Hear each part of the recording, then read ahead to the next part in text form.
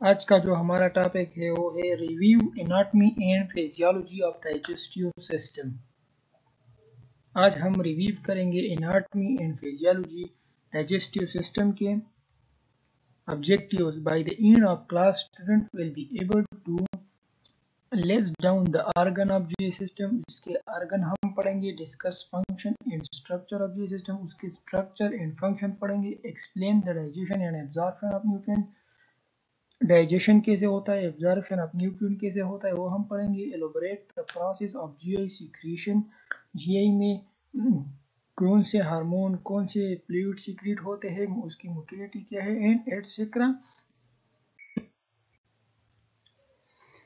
The digestive system also known as gastrointestinal tract or alimentary system, responsible for breaking down the complex food into simple nutrients which the body can absorb and convert into energy.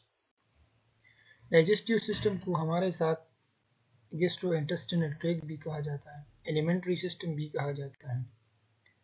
अब elementary system हमारे साथ क्या है? Alimentary canal जिसको हम कह सकते हैं, ये हमारे साथ माउथ से शुरू होकर pharynx, oesophagus, stomach, small large intestine, rectum और एनस तक ये जाता है।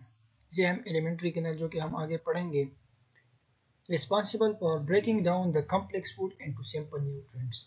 ये रिस्पॉन्सिबल है जो कि सिंपल फूड, कॉम्प्लेक्स फूड को सिंपल फूड में कन्वर्ट करें। जैसा कि प्रोटीन, हमारी बॉडी को प्रोटीन चाहिए लेकिन in the form of amino acid, इसी तरह which the body can absorb and convert into energy, जो कि हमारी बॉडी एब्जॉर्ब करे। कॉम्प्लेक्स फूड को हमारी बॉडी एब्जॉर्ब नहीं करता। अगर प्रोटीन है जिसको हमारी बॉडी एब्जॉर्ब नहीं करता, इनको कन्वर्ट करे इनटू सिंपल फॉर्म, जो कि हमारी बॉडी इसे कन्वर्ट करे इनटू एनर्जी में। This breaking down of complex food into simple is called digestion. इस प्रोसेस को, जो कि कॉम्प्लेक्स फूड सिंपल में कन्वर्ट हो रहे हैं, इस प्रोसेस को कहते हैं डाइजेशन।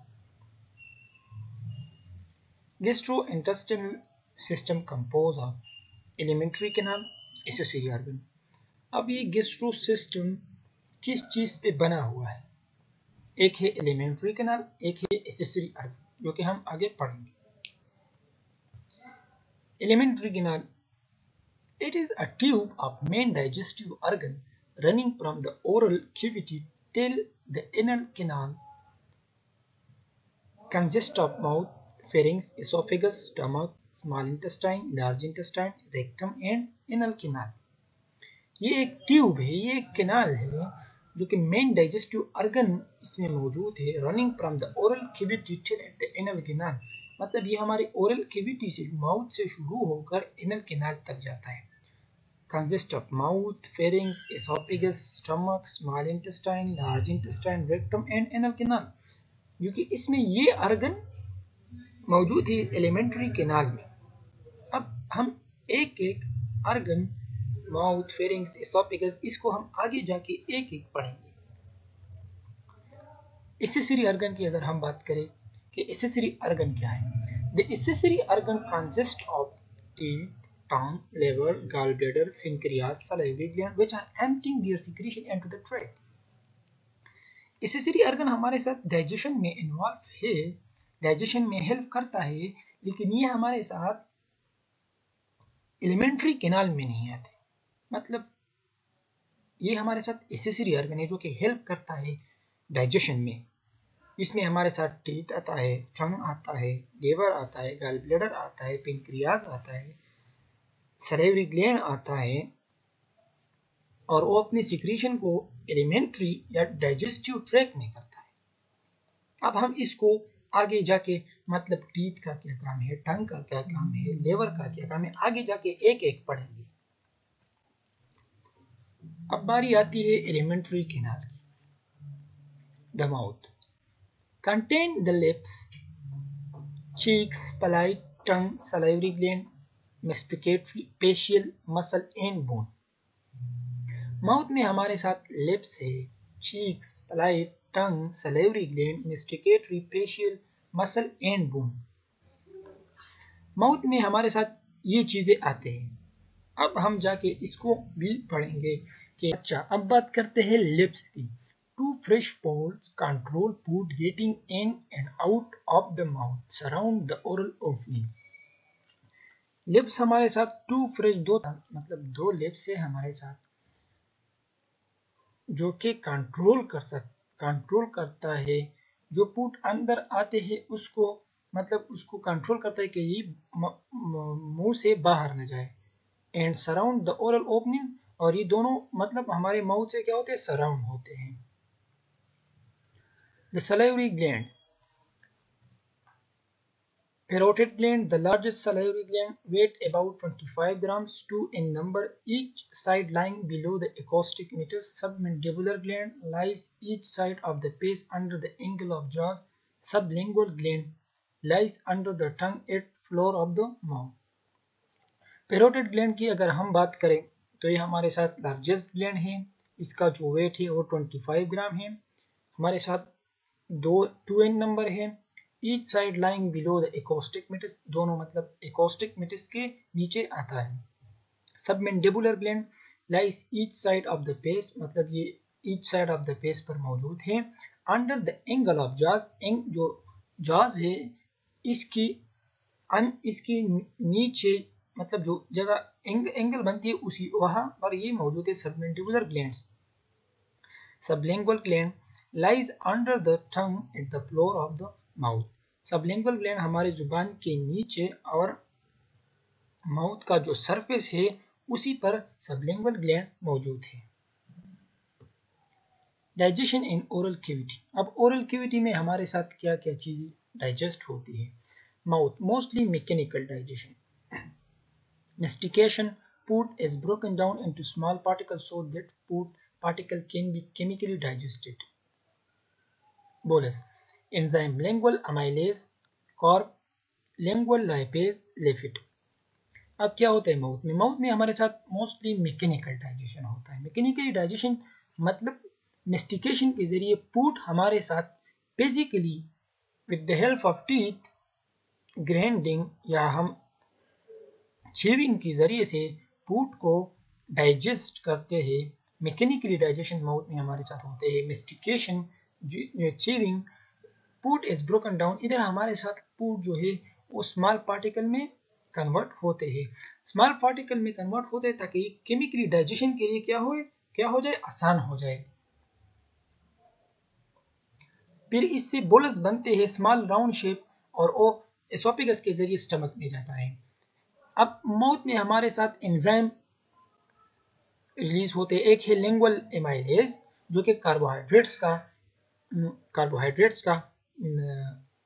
स्टेप 1 मतलब कार्बोहाइड्रेट का डाइजेशन करता है, और लिंगुअल लाइपेज जो कि लिपिड। अब क्या होता है, एंजाइम लिंगुअल अमाइलेज जो कि हमारे साथ कार्बोहाइड्रेट को, मतलब ये फर्स्ट स्टेप है कार्बोहाइड्रेट का जो माउथ से शुरू होता है, इसकी डाइजेशन माउथ से शुरू होता है। इन लिंगुअल लाइपेज जो लिपिड का डाइजेशन, मतलब इसका जो डाइजेशन है वो भी मतलब माउथ में फर्स्ट स्टेप इसका माउथ से शुरू हो जाता है और फिर नीचे जाके अपने स्मॉलेस्ट यूनिट में कन्वर्ट होते हैं। Lingual enzymes, lingual amylase carbohydrate, मतलब लिंगुअल अमाइलेज हमारे साथ कार्बोहाइड्रेट का डाइजेशन करते हैं, और लिंगुअल लाइपेज जो कि हमारे साथ लिपिड का डाइजेशन करते हैं, और ये हमारे साथ फर्स्ट स्टेप है कार्बोहाइड्रेट्स और लिपिड की। Pharynx, it is a passageway for food transport from mouth to esophagus and then stomach, divided into 3 parts. अब बात करते हैं फेरिंक्स की। फेरिंक्स हमारे साथ एक पैसेजवे है जिसमें फूड जाता है फ्रॉम माउथ से एसोफेगस को, एंड देन स्टमक, और फिर स्टमक में डिवाइड इनटू 3 पार्ट, और फिर ये हमारे साथ 3 पार्ट में कन्वर्ट होता है। एक हमारे साथ है ओरोफेरिंक्स। ओरोफेरिंक्स कनेक्ट द ओरल कैविटी, ये हमारे साथ जो ओरल कैविटी है ये कनेक्ट करता है टू एसोफेगस, एसोफेगस के जो फूड है वो एसोफेगस में जाए। नेजोफेरिंक्स जो नेजल पार्ट ऑफ फेरिंक्स है ये हमारे साथ नेजल कैविटी को कनेक्ट करता है थ्रू लंग्स के, जो एयर है वो लंग्स में जाए। और लेरेंजियो पार्ट ऑफ द पेरिंग जो कि लेरेंस के साथ मौजूद है, ये हमारे साथ दोनों में बोथ फंक्शन में ये हमारे साथ क्या है, इन्वॉल्व है।